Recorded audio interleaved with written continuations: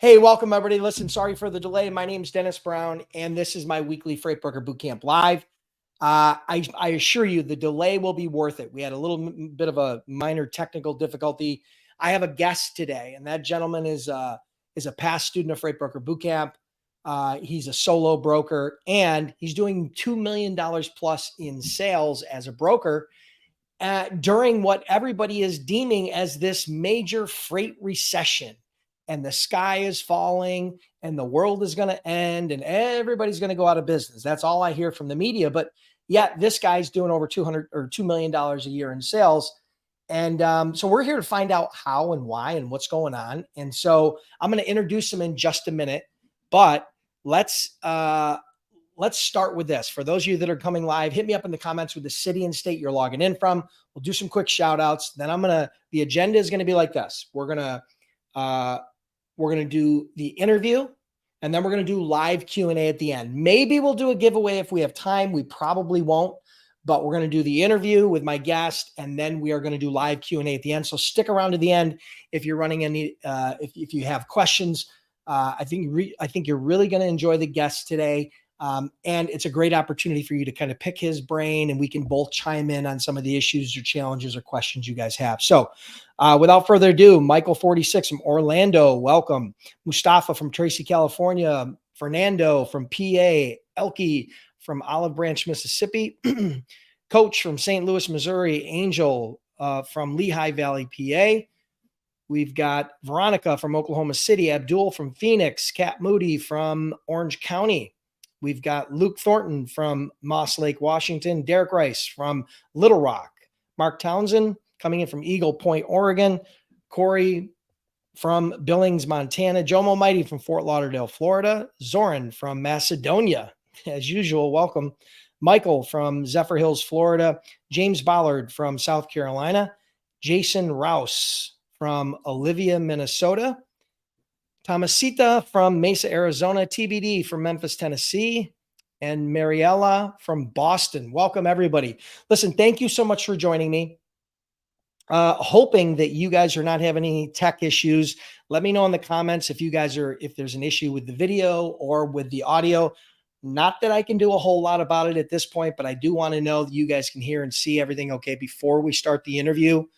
And again, today, for those of you that are just kind of falling into the stream here, we're going to be doing an interview with a past student, a solo broker that's now doing over $2 million a year in sales. And we're going to talk a little bit about his journey, how he got started. And we're also going to talk about kind of how he's navigated the change in the freight market over the last 12, 18 months, okay? Because he's finding a lot of success. And I'm curious myself. We haven't really talked in depth about it, but I'm excited that he's here, and I'm excited that you guys are here. So sounds to me from the audience that everything is going well. So why don't we get on with the festivities and get the ball rolling, okay? So I'm going to introduce you. This is my guest. This is my friend, Andy Barr. He is the owner of Barr Transportation. Welcome to the show, Andy. Thank you. Thank you. Glad to be here. Yeah, thank you for coming on and kind of sharing the journey a little bit. We want to try to pick your brain a little bit today, talk about your journey. So why don't we start out with this? Where are you based out of? Yeah, North Carolina, right? Charlotte, North Carolina. Love it. Lifelong resident? No, originally from Dayton, Ohio. So lifelong Ohio State fan. Oh, there you go. I'm sure you'll get some comments on that one way or the other. Right. So, all right, cool. So tell me this. How did you start your brokerage? How did that journey happen? Give us the short version of that, and then we'll move forward. Yeah. So before I started my brokerage, I worked for a broker for 4 years in Chicago. It's a 3-letter broker, and there's only so many of those. So I'm sure you can probably guess which one of those. And then non-compete 2 years. So left the business, and then I didn't know I was going to jump back in, but I did. And I was working for a cleaning company doing sales in Charlotte. And I was like, really love to start a business. How about, variety of ventures, but they always say start with what you know. So, experience in the industry, some contacts, and I was like, let's go back to transportation. And I started that. So while I was working for the cleaning company, did both. And then 6 months in, the owner of the cleaning company was like, Andy, I love you, but you're distracted. it's time to go.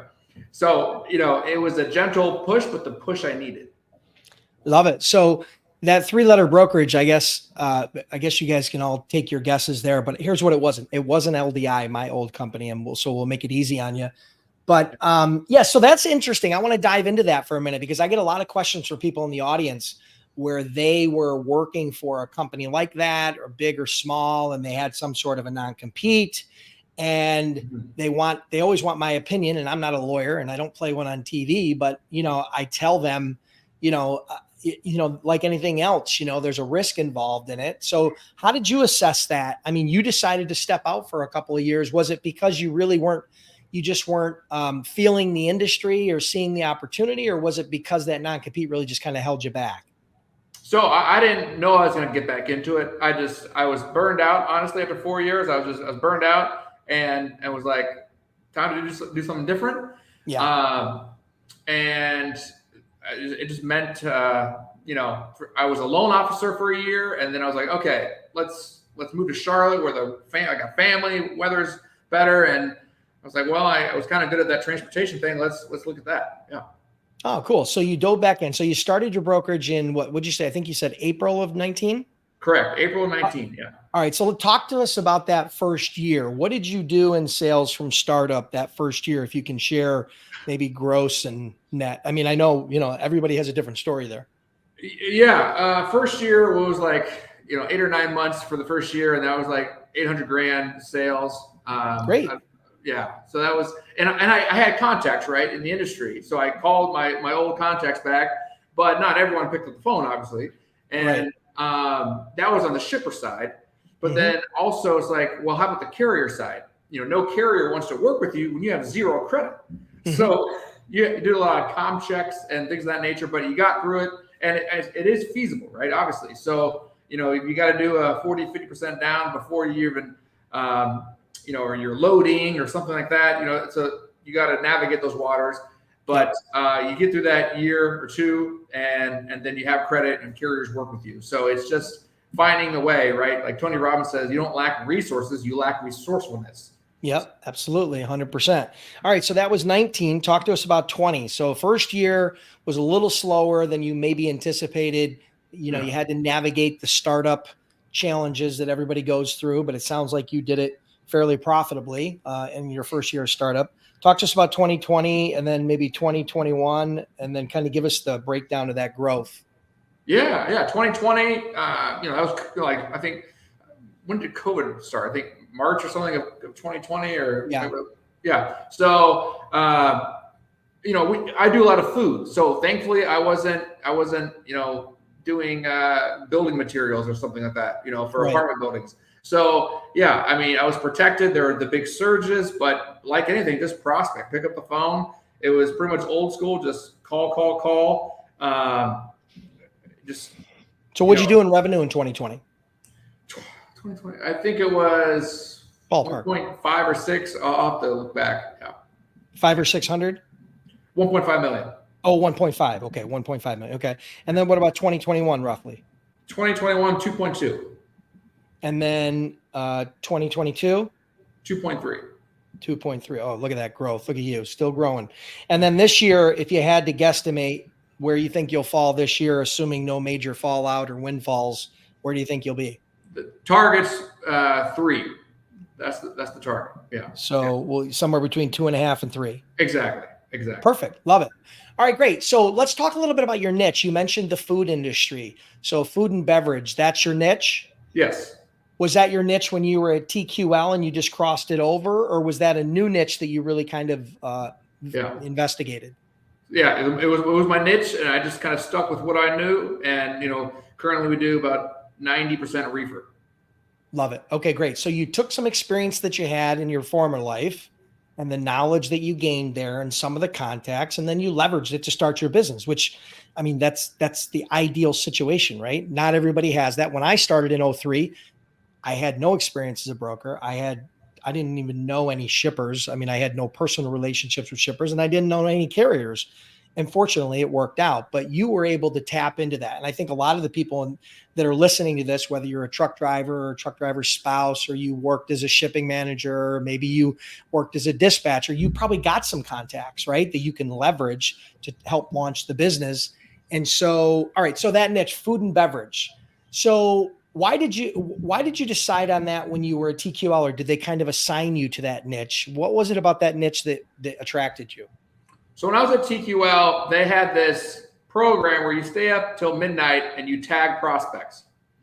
And when you do that, it's whatever prospects you can, that's how you got your customers. Okay. And then when people quit sitting next to you, you got more customers, right? And that's how I kind of survival started. of the fittest. Right. So, it just, that's the way it was. And we're not going to go down that rabbit hole, but basically, like, that's how I started. That's what I knew, and kind of grew from there. And also, for those who have zero experience on this, a lot of those customers, are either they're just, I'm not saying they're out of business, but like they're just sometimes the girl or the guy you take to the dance isn't the one you leave the party with. So what I'm saying is where you start, you don't always finish. Right. Yeah, for sure. All right. So food and beverage, you do a lot of reefer. So without disclosing customers or anything, are you doing a lot of produce? Are you doing more grocery? Are you doing a little bit of everything? I mean, within the food and beverage, because that's such a big niche, have you niched down even further, or do you keep it a little more broad within that niche? Yeah. So we have produce, we have frozen food, we have some customers that do like chilled grocery food. Mm-hmm. So it's kind of a mix. Yep. Yeah. And we seafood. Yeah. Gotcha. So in your customer base, let's call it the 80-20 rule, right? How many customers are comprised? How many different customers are you moving freight for on, let's call it a weekly or monthly basis to generate that revenue? Is it 5, 10, 20? I mean, kind of what's the baseline of your book that's generating that revenue? And let me tell you why I'm asking that question. I'm asking that question because there's a huge misconception to new brokers thinking that they have to have hundreds of customers.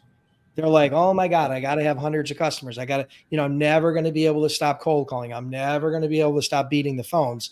And I want you, being a guy who's sitting in the driver's seat and who's been in it from a corporate perspective and now on his own, to let them know that, you can build a real business with a real freight brokerage business, making significant income without hundreds of customers. So tell us a little bit about your story on that. Exactly. I would say I average between 12 and 15. 12 and 15. 12 and 15 customers a month will make up all of the business. Yeah, and you're talking, you did $2.3 million in 2022, and you only have about 12 to 15 active customers in a month, right? So guys, think about that. The beginning of every business, I don't care if you're starting up a pizza shop or an insurance business or real estate or brokerage or whatever. Yes, it sucks when you have no customers and you're just getting started. There's lots of selling. There's lots of door knocking. There's lots of, kicking in doors. Yeah, for sure. 100%. But here's the good news. Because of the lifetime value and the recurring nature of a shipper, of a quality shipper, you literally could build a customer base of 10 shippers and be making a multiple 6-figure income. Now, you can never stop prospecting altogether because customers come and customers go. You might have a customer for 6 months. You might have a customer for 6 years. That depends upon, the variables that get thrown into the mix, whether that be your service, whether that be their business, whether that be the contact you're working with, all kinds of stuff. But the cool part is you do not need a huge customer base in order to build a very profitable and sustainable business. I mean, you want to chime in on that for a second, Andy? I mean, it is 1,000% easier to get more business from your current customers than to land a new customer and get business.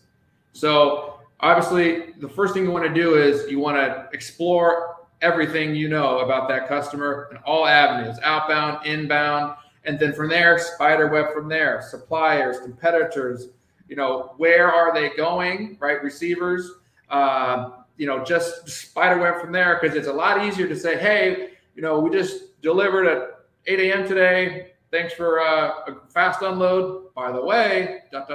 right? So, Right. yeah. Yeah, no, I love that. I mean, so you hit on the point of retention, right? It's easier to keep her than it is, right? It's easier to retain that customer than it is to go out and get a new one. I mean, that brings up an interesting point because and I want to just share this with the audience really quick because I need to get it out here. So for those of you that are aware of my Freight Broker Sales Accelerator program, right? That's the 5-week coaching program where I take that piece of my brain, I transplant it into your head. I help you with the whole process of freight broker sales strategies, tactics, tools, the entire system, right? Most of you are familiar with that. Some of you have already went through the program. If you want to get on the wait list for that program, it's freightbrokerbootcamp.com/wait list. And I mention that right now because of the retention piece. We have an entire module, an entire program, all these lessons that are dedicated specifically to retention and customer development and retention. So there's a couple of components there that a lot of people don't understand, right? Unless you've come from really good corporate training prior to that, where they were dealing with large customers and they understood the process of retaining them, the importance of retaining them, and the steps of developing and retaining them. So that's a small part of the program. But yeah, if you guys are curious about the Freight Broker Sales Accelerator, you're looking for a coach, you're looking for someone to help you navigate that and set you up with an entire system, not just a couple of scripts, not just a couple of, really here today, gone tomorrow strategies, a real system where you could start from nothing and start building a real pipeline and a real consistent flow of customers. That's what the Freight Broker Sales Accelerator is all about. So you guys can get on that wait list for that. Again, we put over 600, I think about 600 students through that program in the last year and a half or so. And the rating so far is the 9.2 out of 10, right? I can't make it much easier than that. So that's my infomercial. Let's jump back into the meat and potatoes. So we talked about the niche. We talked about your revenue. So what's your long game for this business? Talk to me, Andy, about what your long game is. I read a post on LinkedIn, or I saw maybe a video on LinkedIn where people were talking about the difference between, growing a business as kind of a lifestyle business where you would have it for 20 years down the road. And other people like myself, when I first started the freight brokerage, my goal was to grow it, scale it, and sell it and move on to another business, because that's my nature of being kind of a serial entrepreneur. What's your plan? What are your thoughts? Yeah, so I have similar thoughts. Instead of just having a lifestyle business, that's great, but it's really just a well-paid job, right? So if you're going to take the time to create a business, I would rather, my personal opinion, grow it, scale it, go as far as I can. I like the agent model. I like the acquisition model. Obviously, still very small, but find a way. Like when you're in real estate, you're like buying houses with OPM, other people's money. Well, find a larger broker that wants to partner up and is interested in acquisitions, and buy brokers together. That way, you just grew to 50 million overnight, and you're finding different ways and different partnerships. But yeah, basically just growing it and taking care of the team. Yeah. So you're looking to scale, not necessarily an exit, but you definitely want to scale. So you're not looking at this as just a way for you to make a couple $100,000 a year working from home, right, and just having that lifestyle business, which there's nothing wrong with that, right? I know a lot of past students who have done that. You're looking to really ramp it up where you can do 20, 30, 40, $50 million a year in revenue, right? Yeah, or more. Yeah. Or more, right? Or more. Yeah, exactly. Perfect. All right. So let's talk a little bit about how you got your first customer. Now, I know you had some contacts there, right? Yeah. As do a lot of people that are listening to this now, right? They have contacts. Maybe they're a driver and they've met shipping managers on the dock, or, maybe whatever the case, maybe they were a shipping manager and they now have contacts in the industry or whatever. Talk to us about, how did you approach those customers? How do you approach those contacts that you had in the past, but there's been a big gap since you last spoke to them? Do you recall that? I know it's been a while since you went through that drill, but talk to us. Yeah, no, it's been about 4 years, but definitely anytime you approach someone, whether it's new or old, you just want to make it extremely easy for them, right? So if I'm calling an old customer, obviously reconnect the dots, get the rapport back going, and just get an update on what they've been doing, and talk about them, ask questions about them, right? Like the number one thing in sales is talk about them, right? Like that's the one thing you want to do is because not only are you allowing them to talk about themselves, which everyone likes, but you're actually figuring out what they need. And it's solution-based selling, right? So selling 101, but it's also like, okay, if I'm going to do this load and I have to pay a carrier $1,500 and the customer wants to pay me $1,500 for the first load, yes, do it, right? Like you just want to start, because what you're building is habit. You want the habit. You want to be top of mind. You want to be the first brokerage, the first carrier they think of, right? When you're calling. Yeah, that's an interesting point. So sometimes in order to get your foot in the door, it can make sense to do what's kind of a loss leader, right? Or something where you're breaking even, right? Yeah. Because again, it's building that habit, and the friction that you feel during the sales process before you move the first load is significant. Right. But once you move that first load, it's like that rock. It's like that boulder that's sitting on the ground and weighs 1,000 pounds, and you're pushing it and you can't get the damn thing to move. But then you move the first load, and that's like the first revolution in that boulder. So it creates a little bit of momentum, right? Especially when you deliver it on time with no problems, right? So now all of a sudden you become viable, right? You become viable to them. And now all of a sudden there's that level of trust where, yeah, they're not going to just have an open checkbook. They're still going to keep vetting you. But at the same time, you're going to find that the resistance and the friction goes way, way down. So sometimes a loss leader can make a lot of sense. Now, you may have to, it's going to be hard to necessarily raise the prices on that. Maybe you can buy it a little cheaper and make a little bit of money, but you got to think about land and expand, right? So you landed with one lane and that shipper. Now it's your job to expand. That's a great point. So RFPs, like as a broker, as a small broker currently, like RFPs, they're a necessary evil for me, right? Because I'm competing against everybody in the world. And I thought, like, the good RFPs, they tell you where you need to be. Like, okay, you want to be here, but then there's only like so many rebuttals and you don't know what the latest rebuttals are. But to your point, that one strategy is to win a lane no matter what it takes. And hopefully it's a low volume lane, right? That way you're in the door, and then you can go and inquire every week or every even day about spot freight. And you can do that with top 500, top 1,000 companies, right? So that's one strategy. But you mentioned something about prospecting. If you have 1,000 customers, there's always attrition, and always keep prospecting, because you never know what's going to happen. And if you do everything perfectly, as some of you brokers already know, the truck can break down, right? And it's some things. And not only that, your contact that you've been working with, who trusts you, can get promoted, can get demoted, can get fired, can pass away. All of those things have happened to me with shippers that I've done business with. Every single one of them, including, unfortunately, one that I was very close with and did a lot of business with, literally all of a sudden passing away from a heart attack. And then all of a sudden your entire business is now in jeopardy. And not only did you lose a friend and a customer, but now all that is up in the air, right? Because you don't know if the next person that comes in is gonna feel the same way about you as the last person did, and they probably won't. So sometimes you do everything perfect and it's out of your control. Now that doesn't happen very often, but it does happen. So so you got to keep prospecting. You have to keep a pipeline. Now, it doesn't have to be nearly as robust as when you first started to get your first 10 or 20 customers, but you've got to set aside dedicated time to prospect. You've got to follow up. You've got to continue to do the things that got you to the dance, right? You can't just say, hey, I've made it and I can stop prospecting now and spend all my time on my customers, because that's a death sentence.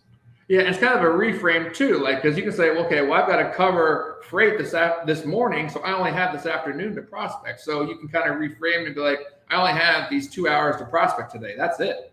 So, right. So you make the most of it. Right. Exactly. Yeah, because a lot of people, when they're focused, can get just as much done in 2 hours with their focus as in 6 or 8 hours when they're not. Exactly. Yeah, perfect. No, I love that.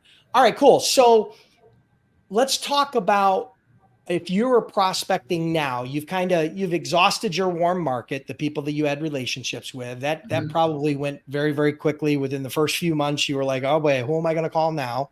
Yeah. And then you had to start doing cold outreach to people that you didn't know. Talk to us a little bit about your process.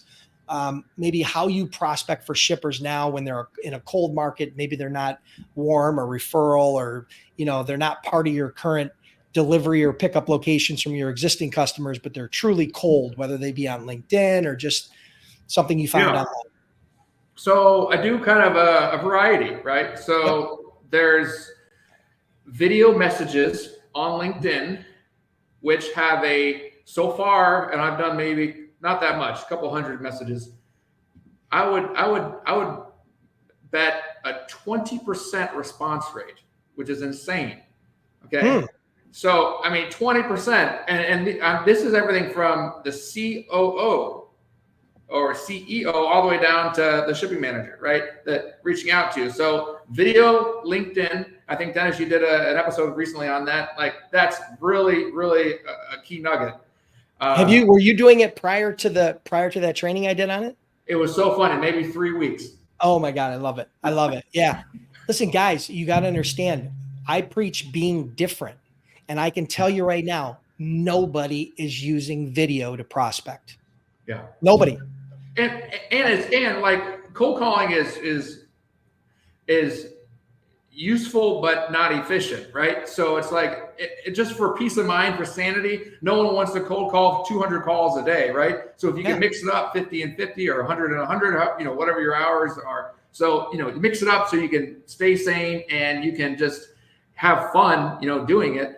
That's what I suggest. Joining associations. So we joined 4 associations this year, and it's going out there if you can financially to the conventions.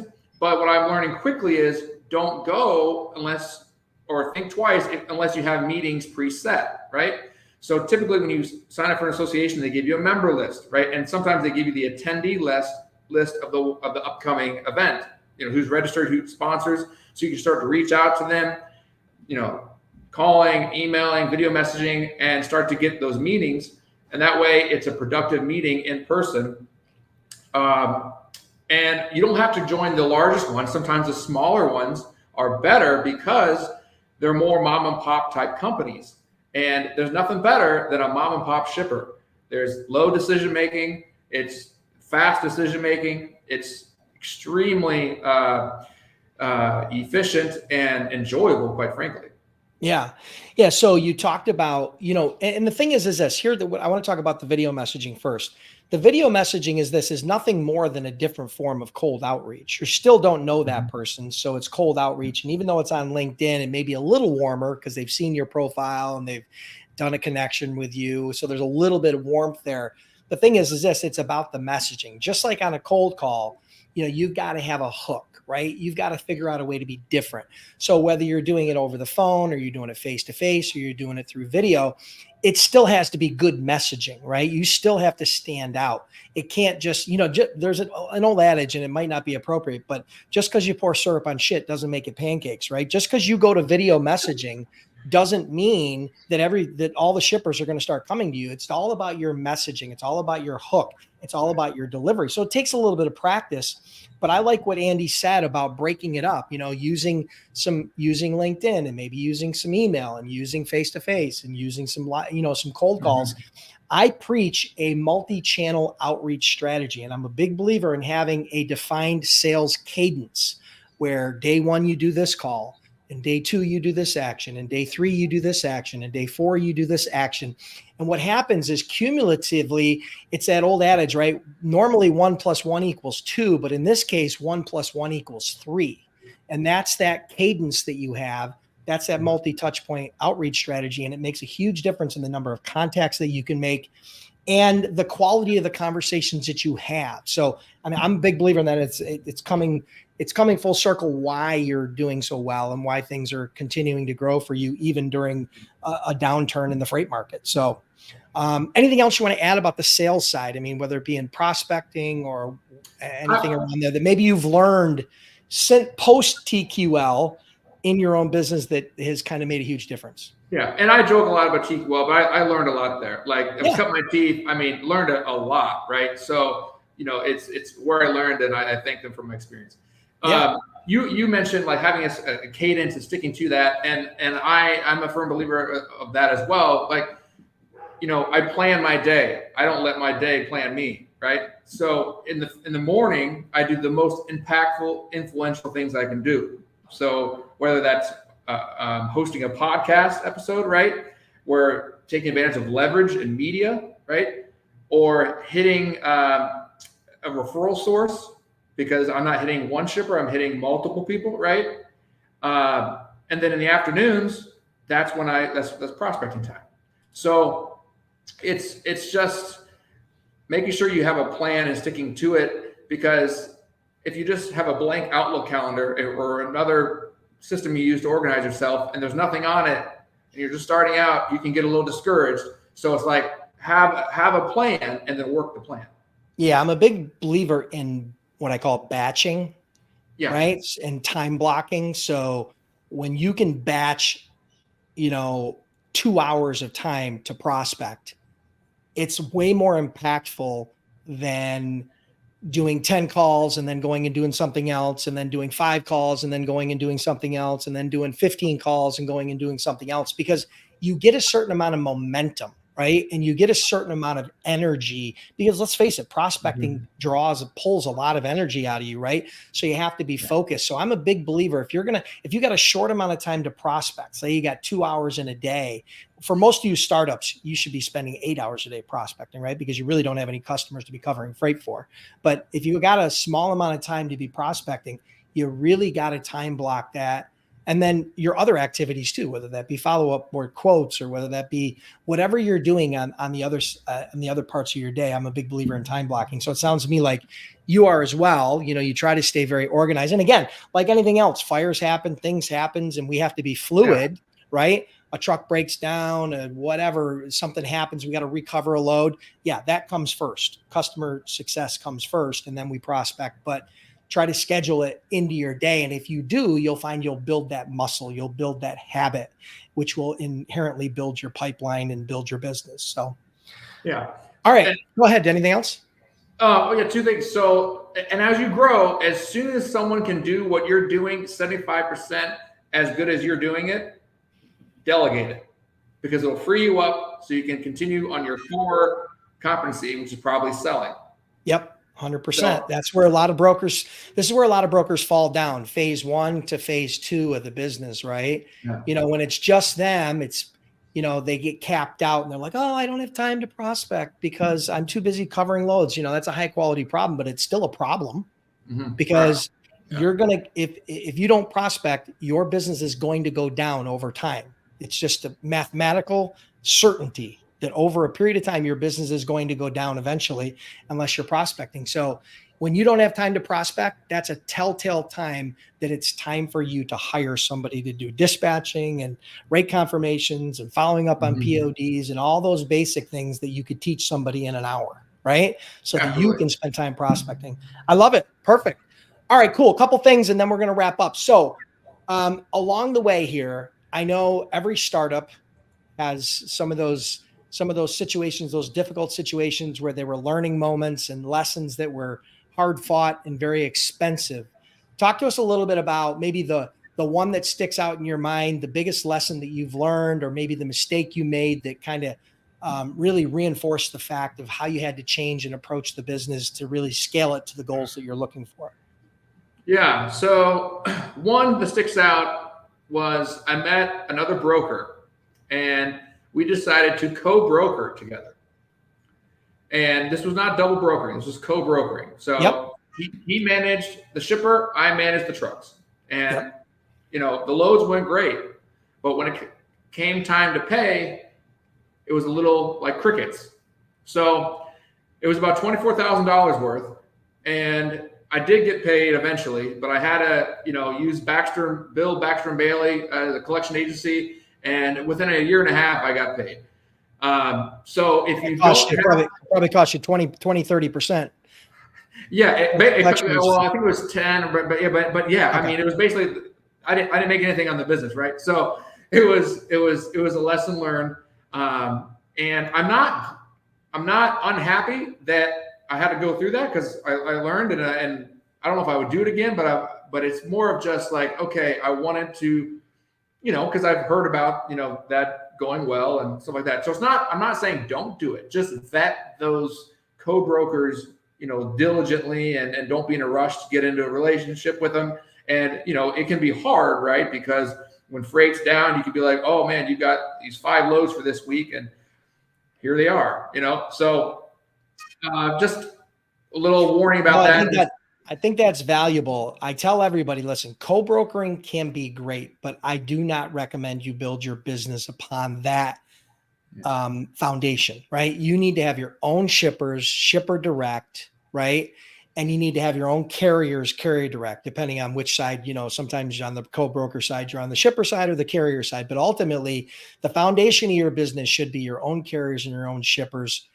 But again, I've had successful co-broker relationships and I've had unsuccessful ones. Sounds to me like you had you one that started out successfully, but then even though the shippers probably paid the bills, the broker misappropriated the funds, or was just playing hardball and trying to stick all that in his pocket because he knew you probably already paid the carriers. So, it was one of those deals where, vetting and taking your time and not rushing into something would have really paid off, because it's that old adage, right? In the freight business, we're talking low margin. No deal's better than a bad deal, because you can be out of pocket and losing 20 grand if you rush into something or more. I mean, I'll tell you a story, funny story. Not a funny story, a painful story. Had a shipper, had pretty good credit, like, B credit, big shipper, had been vetting him for a while. They finally came on board. The first 30 days, they did a couple $100,000 in freight. Nice. Yeah. Till 30 days later when they filed bankruptcy. That's how fast it went. Never got a payment, ran a couple $100,000, never ran a payment. They never paid a bill. And they knew going in that they were going to be going bankrupt. We tried to prove that in court, but couldn't, because it's impossible, and would have cost me as much to collect it as it cost me. So you got to vet your shippers, right? You got to vet your shippers.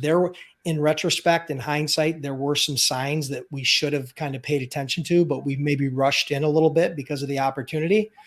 And, it cost us. Now, there's ways to mitigate that with receivables insurance and things of that nature. And right. As a startup, you really don't need to worry a whole lot about that, because it's not really going to apply to you. But as you get a little bit bigger, that may be something you may even want to take a look at if it's not something you've already, vetted out. Yeah. I'm not using it now, but I am aware of it. And I use Ansonia credit reporting for every shipper. So it's like, it used to be 10, now inflation is $18 per shipper. And, it's like, okay, it's nothing, right? As you vet to make sure your bills are going to be paid. And, it's just par for the course, basically. No shippers onboarded without an Ansonia credit report. Yep. You got to make sure you do your due diligence. So, all right, cool. Listen, any final thoughts you want to add, or any inspiration you want to share with the audience? And then we're going to jump into some live Q&A. Sure. I would say we didn't talk about carriers, right? And all the brokers know you got to take care of your carriers. And right now, like, you're only getting paid so much from the shipper. And I would one little thought about carriers is, like, if you can pay the guy, an extra $100 or $50 on that load, because you'll make less on that load, but it's just a reminder that he's going to be there for you, when it gets tight. And he might go to another area of the country where you have another customer that will do it for a better rate than what the market is. It's just, it never hurts. Every year I go down to carriers and drop off pizza and just a little lunch, maybe like a little Outback Steakhouse, for the good ones. And it just take care of them. So that's number one. Yep. Number two is get a coach. Get a coach, because you don't want to just be a broker. You want to be one of the better brokers, one of the best brokers, right? And learn from others, people's mistakes. Yeah, perfect. Listen, you mentioned something really, really important there. And that is, I summarize it up into 3 words: relationships over transactions. Freight brokers have a tendency to be very transactional. What have you done for me lately? And that's on both sides, the shipper and the carrier side. But when you focus on relationships and you focus on that retention of carriers, like we talked about the retention of shippers, your business can skyrocket, because the challenge is, if you got to go to the load board and find a new carrier for every load, number one, it's not very predictable or sustainable. Right. And number two, it's miserable, right? Because you don't know what you're going to get, right? I mean, you can vet that guy till he's blue in the face, but if he decides that for whatever reason he's not going to pick up your load on time, you have very little control over that. So if you find somebody you trust and does a great job and you have a relationship with, retain that carrier to the absolute best of your ability. Your goal is to have a core group of carriers of, let's call it maybe 100 or 200 carriers that you're using every day versus, bringing on 10 or 20 new carriers every day, right? So you want to retain those. I'm so glad you mentioned that, because I know we got off on a tangent talking about shippers and prospecting and all that, but the carrier side, I can't say enough about treating your carriers just as good, if not better, than you treat your shippers, because you really have, as a broker, you really have two stakeholders, right? You got the carrier and the shipper side. And then once you get employees, now you got three stakeholders, right? Because now you gotta take care of them too. So listen, Andy, I really appreciate you being here.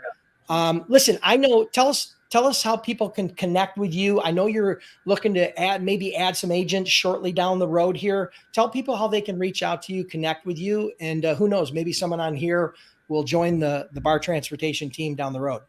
Yeah, that'd be great. So the email is just Andy, ANDY at bartrans.com. So that's my email. You can also reach out to Maria at dispatch@bartrans.com.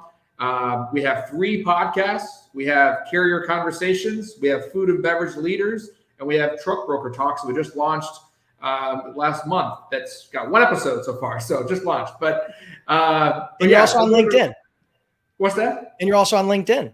I'm also on LinkedIn. Yes, Andy Barr on LinkedIn. Yeah, perfect. Awesome. Well, listen, thank you so much for being here. Truly appreciate it. Congratulations on all your success.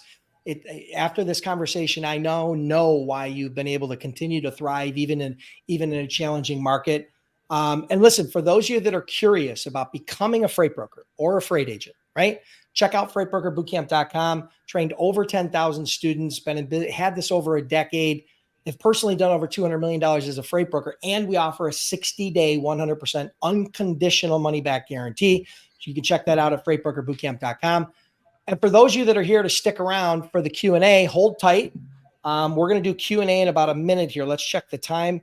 Yeah, we are not going to have time for a giveaway today. I apologize. I hope we ran over a little bit because we had some interesting topics that we kind of stumbled on, particularly that carrier thing. So the interview went a little longer, so we won't be able to do a giveaway, but we can do live Q&A. So if you're in the audience right now, whether you're live or on replay, hit me up in the comments and let me know, what questions do you have? Is the question for me? Is it for Andy? Is it for both of us? And then succinctly, right, and as accurately as you can, give us the question in the box. Make sure it's not some generic question like, hey, how do you get shippers, right? I mean, come on, guys, put a little bit of thought into it, be a little bit more thoughtful on the questions, and it will allow us to frame the answers in a way that really, truly benefit you and can help you move your business. So hit me up in the comments with any questions you have. Let's see. We've got some questions already. All right, Dan. All right, let's see. All right, so cool. Here's a question. James Ballard, if I'm interested in finding carriers that are sending products and containers through the ports, what's the best way to find those customers?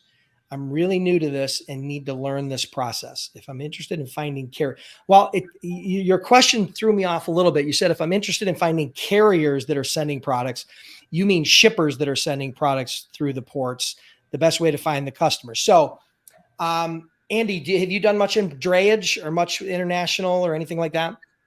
We've shipped a pallet to Italy. It was a dry asphalt, right. Not our food and beverage niche, but freight forwarders, right? Those guys, I would pursue those guys for any port work, maybe customs agents, but I would say freight forwarders. There's tons of them, tons of prospects, and a really good niche to be in, because you can have margin on I always screw this word up, the ancillaries, the accessories, accessorials, accessorials, yeah. And like it's a way to have margin in a tight market. Yeah, Andy hit the nail on the head. As a broker wanting to get into the drayage market, just so I can explain this for not everybody has the same baseline here. When you're doing an international, ocean freight shipment, right? Say it's from China to the United States. A freight forwarder typically handles that for a shipper from end to end, door to door. Okay. So the door in China to the door in US, they handle that whole thing, including, all the customs work and including all that. So that's what a lot of international freight forwarders do. And so in China, they find a Chinese carrier that picks the container up at the location and brings it to the port. And then they load it on a ship, and then it goes across the ocean, and then it lands in a port in the US. Let's say it's Jacksonville. And then all of a sudden it's got to get offloaded, and then it's got to go out another truck. And then that goes to a delivery location of some sort, right? So that's an intermodal ocean movement. As a broker, if you work with a freight forwarder, you would be handling typically the domestic truckloads, domestic container side. You're either going to be bringing it to a port or picking it up at a port, right? So those will be carriers that specifically focus on that niche. You're not going to just go find some van carrier off the load board that's going to do that, right? They need to have some special setup, TWIC cards and things of that nature. I've done a little bit of training on that. But yeah, the easiest way to enter into that market is to focus on prospecting and partnering with freight forwarders. So in a lot of ways, that is a co-broker type relationship in a lot of ways, because their shipper, the shipper of record might be, a large company or even a smaller company, but ultimately you won't be billing them direct. You'd probably be billing the forwarder. And so that's a great way to enter it. The other way, there are some databases out there where you can identify importers and exporters, where you could go direct to the shipper themselves. But the challenge is going to be most shippers want door to door. And unless you're an international freight forwarder with contracts and relationships with ocean vessels and with agents in other countries that can help you source carriers in other countries, it's going to be a real challenge for you. So most brokers find their success in dealing with the drayage side and the US, where it's really nothing more than truck brokerage. It just happens to be in the drayage niche. So I hope that helps. Did you want to add anything to that, Andy? No, that's good. Yeah, perfect. All right, cool. All right. So here's a question. What rate tools are you using for RFPs? Fire away there, Andy. Okay. So we use DAT. Mm-hmm. I know there's Truck Stop, there's DAT, there's a lot of tools out there. And I always take the perspective, know where the market's going, right? So if I'm quoting an RFP in the middle of, say, early July, I'm going to be extremely aggressive for any reefer freight leaving Florida, because I know after the 4th of July, Florida and Georgia, South Georgia bottoms out, right? So I can reward my normal carriers, but I'll also have extra capacity at that time. So, I mean, there are a lot of rate tools that talk about historical rates, but past performance doesn't always equal future performance, right? So that's how we do it, and sometimes you got to change what we do. It might not be the best way, but it works for us. Yeah. So ultimately, what it comes down to is this: I don't think there's any rating tool out there where you can just go into the rating tool and say, okay, this is the pick, this is the drop, there's the miles, here's the per mile rate, bing, bang, boom, add my margin. And that's going to be an accurate quote all the time. Doesn't work that way. Okay. You can get a baseline of what the rates are over the last week or 30 days or 60 days or 90 days. But again, past doesn't always predict the future. So I agree with Andy in knowing your market. What he meant by bottoming out is the fact that there wasn't going to be a lot of freight out of there, right? And so now there's going to be more trucks than freight, which is going to drop the rate, right? And give more capacity, because those trucks, there's more competition for load. So Andy knows that from his past experience. So he's going to take advantage of that when he's pricing things out. And so having knowledge and that sort of market insight, that sales intelligence really helps a lot. But if you're new to the business, the thing you really need to do is this. If you're brand new to the business, RFPs are probably not going to be your best friend. Okay. Exactly. They can be very time consuming. They can be very painful. And sometimes if you don't do them right, they can be not so very productive, right? You can go do an RFP for 100 or 200 or 300 lanes and come back with butt kiss, right? You can come back with zero. So, as a startup, and you jump in 1 second, but as a startup, you might want to focus on small to medium sized shippers where you're dealing a little bit more in the spot market, right? And get your feet wet there and start generating some cash flow and start building your niche and start gaining that market intelligence. Because unless you have experience and you're good at pricing, or you've got past experience like Andy does from TQL, where he saw a lot of rates, he saw a lot of, he had a lot of market intelligence in those 4 years, 3-4 years he was there. And he was able to kind of build that. So anything else you want to add, Andy? No, it does. I was just going to say, yeah, I completely agree. Stay away from RFPs. I mean, you can do them, but the 80% of your time, I would suggest going after those small guys, medium guys, where you can talk and just, do spot freight. And then as far as advice for the RFPs, when you're at that stage, I have a transportation coach. His name's Joel McGinley. Shout out to him. He's the managing principal of HubTech. And essentially what I want to say is he put this, I couldn't say it better. It's like, you just need to win one lane, and it's just a rate. It's not capacity. So when you win a lane, right, that is the right to say yes when a load comes up. That is not saying you have capacity on that specific day or any specific day, right? So of course you want to satisfy the customer. You don't want to go too low that you can't cover it, but you win the lane and then you decide, okay, can you cover it? And if it's a new shipper, do you want to lose $1,000 on a load? You can make that decision, right? So it's just, you have to make calculated risks. Mm-hmm. For sure. Yeah. I mean, whenever you're putting prices out there in the brokerage, you're going to be taking some calculated risk for sure. So absolutely. And as far as the tools go, which is what he focused in on, was the DAT, truck stop, they're all probably getting their data from mainly the same sources, right? So they may slice it and dice it. They may use machine learning, or they may use the latest technical gizmo or gazmo, but ultimately, the data is relatively the same.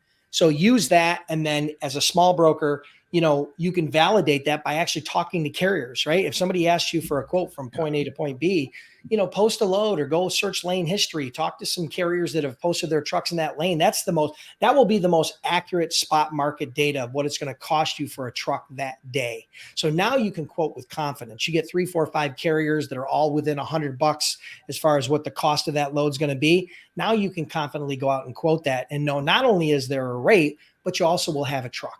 Yeah, if we don't know the lane, that's what we do every single day. We'll talk to it, some drivers, and feel the market, and we're doing that. But we also want to take advantage of AI and get some auto quoting in, or at least there's a tool that scrapes data or a system that will give you an auto quote, and then you can decide if that's an appropriate quote, and then send it off to the customer within a minute. Because I think we're headed towards that, where customers demand quotes faster. Mm-hmm. Yeah. Turn around that. And the tools are getting better for sure. The tools are getting better. When I first started in 2003, there were none of those rating tools. Those rating tools online really didn't exist. Right. Yeah. So and trust me, brokerage has been around for a very long time. And, so that was, you got to remember, that was 20 plus years. That was 20 years ago. So, while the brokerage industry technology has moved quickly, the logistics and transportation industry has a tendency to be a technological laggard, right? They're a late adopter to technology. So, there's time for you to catch up. You're not behind the game. And most TMSs and load boards have really stepped up their game, particularly in the last 5, 8, 10 years. So, all right, cool. That answers that question. All right, TBD, did you start with contingent cargo insurance for both? For both. I don't know, for both. But did you have contingent cargo when you first launched? So yes. Okay. And I did, and I tend to be a little more conservative, and that can bite me when I'm taking loads. That can, but I just felt like, well, okay, you're a broker, you need to have insurance. But actually, Dennis, from one of your episodes, like, it's not necessary unless the shipper requires it, because Yep. everyone knows it's about the primary carrier's policy. So that's something that we're going to review in 2024. Yeah, I mean, as a startup, I do recommend, if you're an established brokerage and you're going to look to scale, you are going to need contingent cargo, because there are certain shippers that are just going to require it. Yeah. Even though they know it's really not worth a whole lot, they're still going to make you check that box, right? Because if the primary cargo doesn't pay, the contingent cargo probably isn't going to pay. Okay. So the reality is, if you have to check that box in order to get in the game, sometimes that's necessary. But as a startup, I recommend not getting it, because cash flow, right? I mean, I want you to bootstrap this thing in such a way that most startups don't have 50 or 100 grand sitting in their bank account to start the business. They're struggling to just get their, to get their bond and to get everything set up and their website and just pay the basic bills. So to go out and spend thousands of dollars on contingent cargo when you don't absolutely need it, and there's a lot of shippers that don't require it. I don't think the first 8 or 10 shippers that we did business with required it. I don't think any of them required it. We ended up getting it a few months into the game, but we didn't need it day one. And we were able to develop some positive cash flow before we actually needed it. And then we just reinvested that into the contingent cargo and then parlayed it from there. So I'm not saying that to not get contingent cargo, but I'm saying that be strategic and just know that day one, you may or may not need it. Okay. If it depending upon your cash flow financial situation, you've got to make a calculated risk. And, sometimes you may have to do that, but in most cases, I think you can get started without it. Yeah. So, hope that helps. All right. Jim Hand, everyone's favorite question. What is your cold call script? I added because I know Jim, and he and I have got a long history. So he's asking, what is your cold call script? So if you were just doing true cold outreach on the phone. On the phone. Okay. Yeah. Sure. Well, you could put it however you want. If you're doing it via email or however you're doing it, frame it however, but it's got to be cold. Give us an idea of what it might be. Sorry. No problem. We can go both ways. If it's on LinkedIn, right, if it's a video message, then it's first thing you do is you review the profile. You find out something. Maybe they switched a job from Hormel Foods to Kraft, and now you're asking, I'll send them a video message. Hi, Jack, looks like a great career in food and beverage. Why, what was intriguing about Kraft Foods? That was the next best step for you? And then he talks about his, career, and then, okay, in order to make sure you're making the right career moves, how do you make sure your operations run smoothly? What do you do? And then he'll talk, well, I'm covered for carriers, okay, no problem. Do you know anybody? Not you. Do you know anybody that is looking for transportation support, reliability? And then, not at this time, but maybe next quarter, and that starts the conversation, right? Sure. So that's a LinkedIn message. Before we dive into that, before we go to your cold call, just look what he did. He gathered sales intelligence. He went to their profile, gathered some sales intelligence, and he leveraged that as a way to sound different than most people that are called, most freight jockeys that are out there just smiling and dialing and begging a shipper for freight. So see how he differentiated himself a little bit? Don't get caught up in what he said. Get caught up in how he developed what he said. Okay, let me say that again. Don't get caught up with the words that came out of his mouth, because that's not what's important, because that isn't going to work in every situation. What will work is gathering sales intelligence, leveraging that information to differentiate you from the competition. That's what works. Okay. So think about it that way. Now, if you had a cold call, if you were going to do it over the phone, sorry to interrupt, but I would have lost my train of thought. All good. So 2 or 3 different methods. If I just join an association, which we just joined, the California Seed Association, and I'm going out west on Friday to visit a customer. So I am prospecting all the members of the CSA. Because you get access to the directory of members once you're a member. Exact. So okay, Jack, nice to talk to you. I'm Andy Barr Transportation. I just wanted to ask, are you still part of the CSA? And he's like, yes, I am. I'm like, okay, what do you think about it? Try to get some intelligence from them, or it's like, do they like it or not?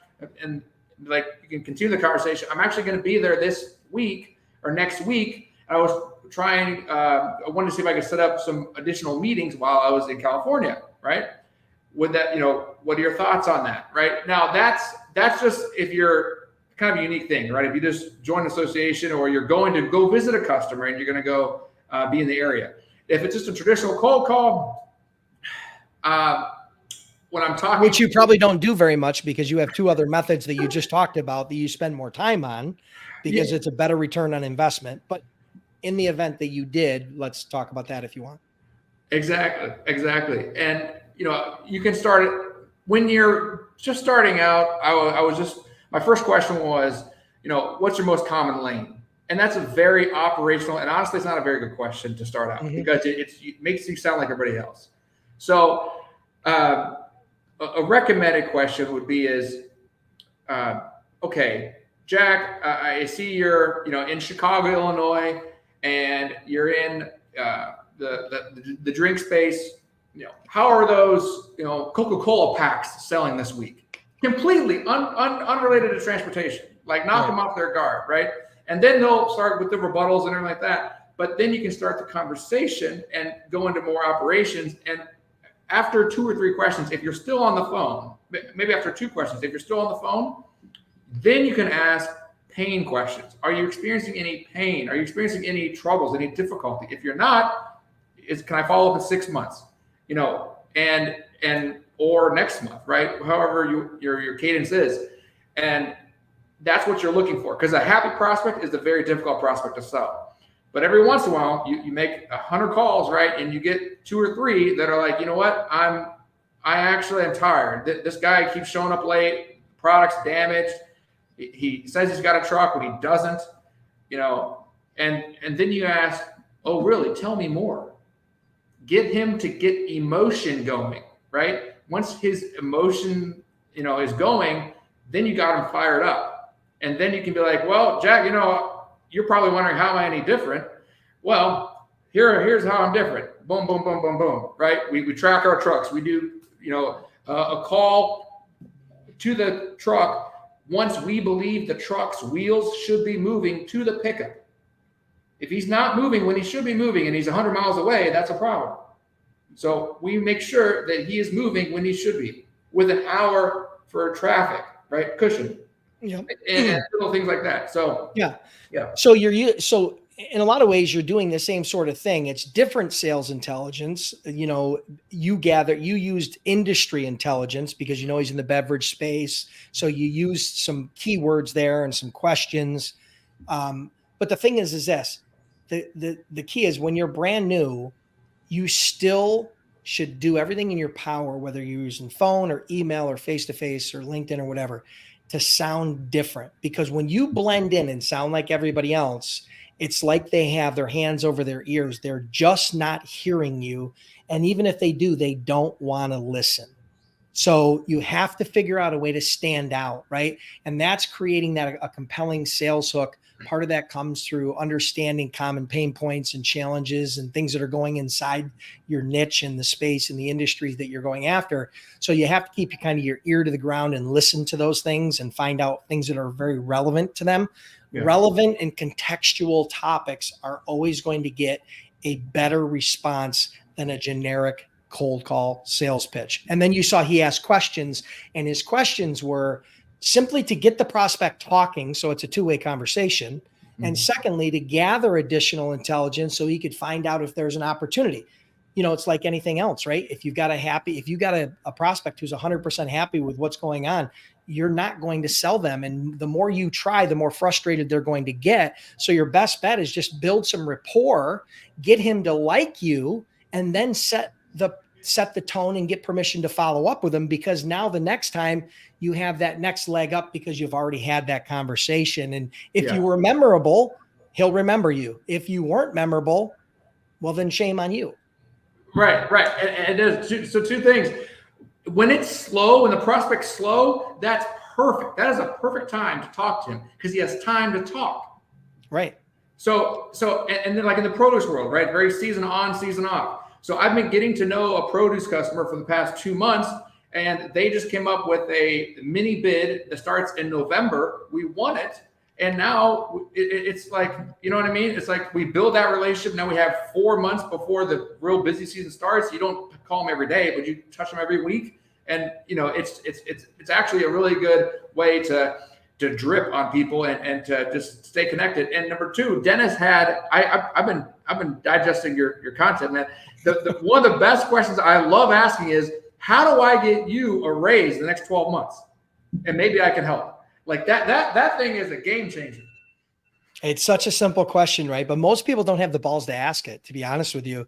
But if you find the courage to ask that type of question, they have never in their career heard that answer or heard that question before. But I promise you that sometime in the last 6 to 12 months, they've had a conversation with their spouse about the fact that they need more money in the household. And how the hell can we do that? And why is your boss such an asshole? He's not giving you a raise, right? Like, we haven't had a raise for 2 years and blah, blah, blah, blah, blah, blah, blah, blah. And if you can help him to connect the dots, you will have found your new best friend, and that best friend can be your lifeline to building a successful business, right? Can be that first customer or the one that takes you over the edge or allows you to, to fully commit. So, hey, listen, before we move forward, listen, we're talking a lot about sales. You guys have a lot of questions about sales, about how to get shippers and cold calling and navigating the sales process. Listen, check out the Freight Broker Sales Accelerator. It is the wait list. The only way you can get access to the training is to be on the wait list. That's where I take that piece of my brain. It's a 5-week Freight Broker sales coaching program. If you're on the wait list, you'll be the first to get notified. I limit it to 100 people per cohort, right? It's sold out now. You can't even get access right now. If you sent me a check, I couldn't even take it because it's sold out. But when we open it up in the next 30 days, I send it out to everybody on the wait list, and it's first come, first serve. And at that point, it usually sells out within a few days. But that's where I take my best freight broker sales strategies, tactics, tools, and the entire system, and I transplant it into your head. And then I help you implement it into your business, right? So if you're looking for the biggest thing that people come away with, they tell me is this. Number one, they now have the confidence to go out and actually talk to prospects. And second of all, they have a system that they know that they can duplicate. They can do it time after time after time, and that they're not guessing, oh, what's the next step? What should I be doing now? Where do I go from here? They have that, right? So that's what you'll have. Get on the wait list. I've got to, if I don't beat you guys over the head with it now and get you on the wait list, you'll be pissed off at me later because it's closed out and sold out and you didn't get notified. Every single time I open this program, I get people that are mad at me on the back end, and we're like, yeah, but I didn't know. Yeah, but I didn't know. I know because I talk about it every single week. You just got to pay attention. So get on that wait list. It'll sell out quick, and we are going to open it in the next 30 days. Okay. A couple of final questions, and I want to respect Andy's time, and then we're going to wrap it up. And maybe we can come back in, and maybe we'll be able to on link, because you're on LinkedIn, Andy, maybe at some point we could both come back in and answer some of the comments. All right. So here's another question. Levi asked, Andy, what are you doing to sell yourself as a legitimate business to business service? It seems like a lot of shippers are not talking to new providers due to high double brokering risks. What are your thoughts on that? Yeah. Double brokering. Are you running into a lot of fraud and double brokering? A lot more than in years past? So two things. We have like a Fort Knox carrier booking and dispatching service procedure. We don't dispatch a truck unless we've made an outbound phone call to the FMCSA phone number. We also use My Carrier Packets, which onboards all of our carriers, and I believe that they haven't had any fraud yet. That they also list TIA watchdog reports on there. So if there's a TIA watchdog, we don't do it. If the guy's 6 months old or younger, we don't book the load. And we that's how our policy is. Honestly, I don't have a lot of shippers saying that as a objection or as a rebuttal, right? Yep. So it's not a big concern for us. And you're just going to hear we're good, we're at capacity, right? More of that stuff versus double brokering. And as long as you do internally the preventive measures, you'll be fine. Yeah. And not only that, if somebody says that, that's your opportunity. He's asking you what makes you different. He's asking you, he's giving you the opportunity to sell him on why you're different. And you notice how Andy was prepared to do that, right? He's like, okay, so listen, here's how we differentiate ourselves. The FMCSA, we call the listed number before any truck is ever dispatched. That one step alone is probably going to cut out 98 out of 100 fraudulent double brokering situations. Okay. Yeah. Let's say 95%. I'll give a little bit more room of error, but the point is that one thing alone, plus he's got some other processes in place that help to vet behind the scenes. And, so yeah, he's not, the people that get into trouble are the people that don't vet their carriers. Very, very, very rarely are you going to have a broker who has a good, solid vetting process that's going to get double brokered or is going to have any fraud on them. Now, I'm not saying it doesn't happen. Occasionally it does, but you hear what you guys are hearing about in the media is just like everything else. The media has a tendency to always focus on the negative. They always focus, if it bleeds, it leads, right? Nobody wants to talk about the good news. Nobody wants to talk about the good things that are going on. They only want to talk about the negatives because that's what the media does. So the fact is, half of that is bullshit, in my opinion. The other half is legit. Have a proper vetting process and you shouldn't run into any problems. Now, mileage may vary, but I promise you, if it was an issue, Andy would be talking about it. He's got a $2 million plus brokerage and he's not running into significant issues because he's put a basic process in place. And so, he's not having that issue. The people that are having the issues that are flying by the seat of their pants and are playing cowboy. Yeah, and every year we're getting better, right? Like this year we went to the TIA, we learned about a company called Carrier Assure. They give each carrier an A through F rating, right?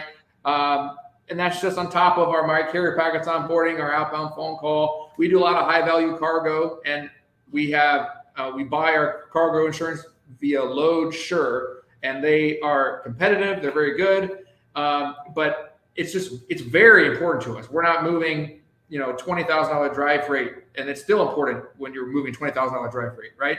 But right. It's just something that's extremely top of mind. So we have a tight process for that. Yeah, everybody should have that type of process. Everybody should have a vetting process. It's not just, hey, the guy gave me his MC number and I'm all of a sudden going to send him over a broker carrier agreement and hope to God that he's telling you who he's who he thinks he's who he's saying he is, right? It's got to be a little bit more in depth than that. All right, listen, I want to respect your time, Andy. Listen, I truly appreciate it. For those of you that have questions, put them down in the comments. We'll try, either myself or Andy will try to come back in the coming week and maybe reply to some of those questions in line. But I do want to respect this time. We've already ran over. Andy, again, before you head out here, anybody who wants to connect with you or possibly be an agent or start a dialogue on that front, where would you send them? And then we'll wrap it up for today. All right, thank you. Yeah, so my email, Andy, A-N-D-Y, @bartrans.com. That's BAHRTRANS.com. Andy Barr on LinkedIn, send me a message. And for you that are, looking to start the brokerage and if it's already started to grow it, focus is power, right? Yeah. Like you just got to stay focused because there's a lot of business ideas out there and everything looks greener. But when you double down, triple down, it pays off. Yeah, you got to learn how to say no, right? I became a professional at saying no. Once you start having some success as a broker or any business, everybody wants to distract you. You got to stay focused 100%. And for those of you that are focused on getting customers or needing help getting customers, get on the wait list, freightbrokerbootcamp.com/waitlist. Costs you nothing to get on. You'll get notified whenever we release and open up enrollment for the Freight Broker Sales Accelerator. And I look forward to seeing you in the next cohort. Thank you so much, Andy. Congrats on all your success. Amazing. I'm sure we'll stay in touch. Yeah. Let's maybe touch base down the road in a bit, and we'll see how business is going. And maybe you'll share some new lessons with us, some things that have kind of come up along the way. We love to continue that journey with you. And for all the rest of you, have an awesome day. Have an awesome week. And we'll see you next week on another Freight Broker Bootcamp Live. Sounds good. Thank you.